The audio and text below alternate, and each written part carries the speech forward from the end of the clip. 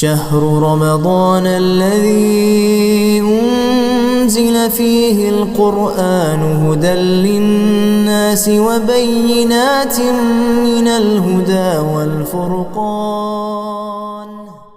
روزے کا مقصد گناہوں سے بچنے اور نیکی پر چلنے کی تربیت دینا ہے۔ یا ایھا الذین آمنوا کتب علیکم الصیام کما کتب علی الذین من قبلکم لعلکم تتقون۔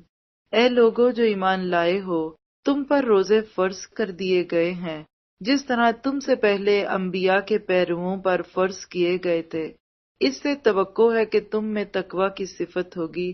یہ آیت 183 سورۃ بقرہ ہے۔ اس کا مقصد گناہوں سے بچنا اور نیکی یہ کہاں ہے؟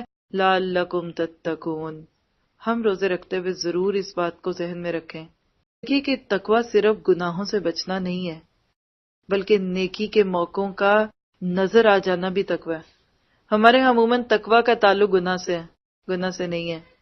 گناہوں سے بچنے کا احساس پیدا ہونا اور نیکی کے مواقع کو حاصل کرنے کا شوق لگ جانا۔ ہم گناہوں سے بچنے کی تو کوشش کرتے ہیں، لیکن نیکی کے جو چانسز، جو مواقع ہماری زندگی میں ہوتے ہیں، ہم اس کو اویل نہیں کرتے۔ اس قدر کہ یہ بھی تقوی کی کمی ہے۔ اور مجھے تو تقوی کا جو لفظ سائملٹینیس یا جو اپنی زبان میں لگتا ہے وہ کیا لگتا ہے؟ شعور۔ متقی انسان باشعور انسان ہوتا ہے، اس کو پتہ ہوتا ہے میں نے لوگوں کے ساتھ کیسے معاملہ کرنا ہے اور میں نے اللہ تعالیٰ کے ساتھ کیسا معاملہ کرنا ہے اور اپنے ساتھ کیسا معاملہ کرنا ہے۔